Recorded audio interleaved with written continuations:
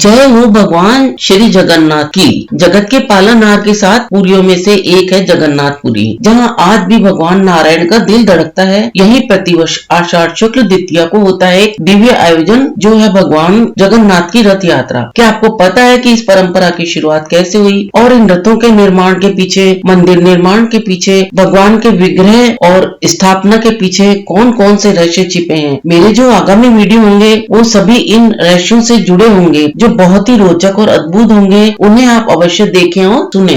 नमस्कार।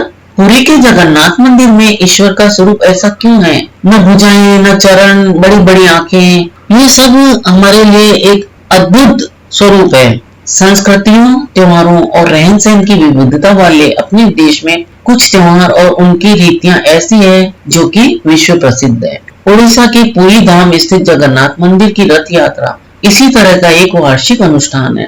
आषाढ़ महीने में शुक्ल पक्ष की द्वितीया तिथि को पुरी के श्री मंदिर से भगवान जगन्नाथ की उनके भाई बहन के साथ रथ यात्रा निकलती है, जिसके साक्षी देश भर के श्रद्धालु ही नहीं है बल्कि विदेशी भी बनते हैं। जगन्नाथ कौन है, किसके अवतार हैं, इससे लेकर विष्णु पुराण, नारद पुराण और हरिवंश पुराण में भी विस्तार से जिक्र किया गया है। इनमें भगवान विष्णु के कई नामों में से उनका एक नाम जगन्नाथ बताया गया है और जगत पालक के रूप में ही उनकी पूजा होती है। जगन्नाथ मंदिर में भगवान के जिस स्वरूप के दर्शन होते हैं वह द्वापर युग से जुड़ा हुआ है और इसकी कड़ियां कृष्ण कथा से जुड़ती है।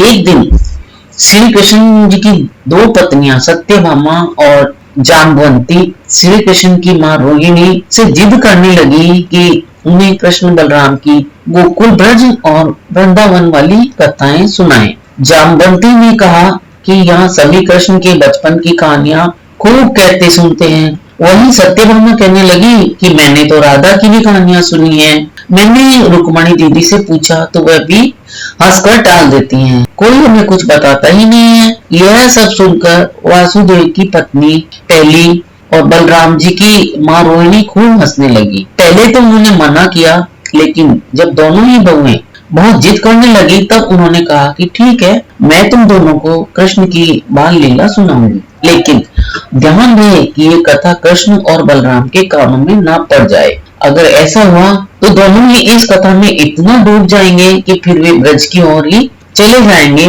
तुम सभी कुछ नहीं कर पाओगे।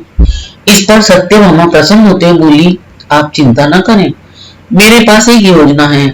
हम सभी एक दिन रेवतक पर्वत पर मां अंबिका के पूजन के लिए चलेंगे। सुहागिन स्त्रियों के इस पूजन के लिए सभी इकट्ठा होंगी और इस तरह हमें एकांत में मिल जाएगा।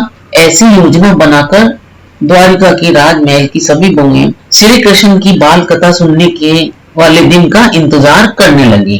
तय दिन सभी बहुएं रोहिणी माँ के साथ रेवतक पर्वत पर देवी अंबिका के मंदिर पहुंची। यहाँ उन्होंने सुभद्रा को बाहर पैरे पर बिठा दिया और फिर सभी रोहिणी माँ से कथा सुनने लगी। देवी रोहिणी ने देवकी और वसुदेव के विवाह से कथा का आरंभ किया। कंस द्वारा आकाशवाणी को सुनना, ऋषि की हत्या, नव दंपति को कारागार में डालना और देवकी के 6 पुत्रों की हत्या की घटना सुनकर सभी भावुक हो गईं। माता रोहिणी एक एक कर घटनाक्रम का वर्णन करती जा रही थी। फिर उन्होंने कृष्ण जन्म की कथा सुनाई। कहा कि काली रात में कान्हा ने बहन देवकी के गर्भ से जन्म लिया। इस दौरान वर्षा ऋतु का समय था। अपने पुत्र के प्राण बचाने के लिए स्वामी वसुदेव ने उफनती यमुना नदी को पार किया और कान्हा को गोकुल के पार पहुंचाया।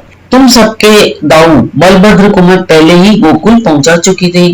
कान्हा के गोकुल पहुंचते ही सारी सृष्टि मुस्कुराने लगी। दिन बीतने लगे और बलभद्र कान्हा की शरारतों, अटखेलियों, नटखट लीलाओं से सारा ब्रज खिलखिलाने लगा। उसने बालपन में ही कंस के भेजे राक्षसों का वध कर दिया। शक्टासुर, पूतना, वकासुर, अजासुर सभी का उद्धार किया। माता रोहिणी कथा सुनाते जा रही थी और उनकी बहुएं इस कथा के सागर में डूबती जा रही थी। उधर द्वार पर खड़ी सुभद्रा का भी यही हाल था, क्योंकि यह सिर्फ कृष्ण और बलराम की ही कथा नहीं थी बल्कि उसके भी बचपन की बात थी। सुभद्रा यह सुनते सुनते जड़वत हो गई। रोहिणी कथा सुनाती जा रही थी।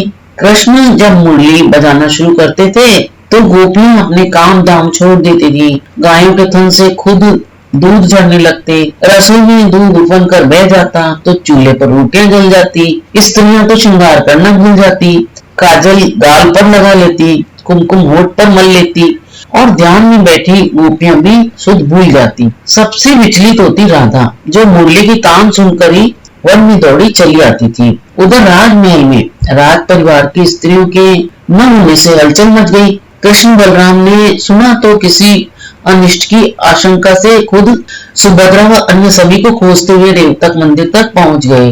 वहां उन्होंने सुभद्रा को जड़ स्थिति में खड़े देखा तो वे भी वहीं खड़े हो गए। उधर माता रोहिणी अपनी कथा सुनाने में मगन थी। अपनी बाल कथाएं सुनते सुनते तीनों भाई बहन जड़वत हो गए। उनके अस्तित्व खोने लगे, नेत्र फैलने लगे, हाथ पैर लुप्त प्राय से लगने लगे थे। ऐसा लगता था कि जैसे शरीर से कोई धारा ही फूट पड़ी हो।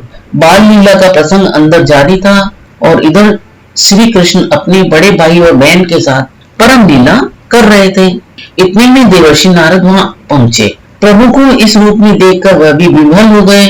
नारद मुनि के चेताने पर प्रभु अपने वास्तव स्वरूप में लौटे तो देवर्षि ने उनसे इसी स्वरूप में दर्शन देने की विनती की। कहने लगे कि प्रभु, मैंने जिस स्वरूप के दर्शन किए हैं, मैं चाहता हूँ कि धरती लोक में चिरकाल तक आपका जो ये स्वरूप है इसके दर्शन हो। प्रभु ने कहा, देवर्षि, जैसा आपने कहा वैसा ही कली काल में इसी रूप में नीलांचल क्षेत्र में अपना स्वरूप प्रकट करूंगा मैं। आपने जिस बाल भाव वाले रूप में मुझे अंगहीन देखा है, तब मेरा वही विग्रह प्रकट होगा।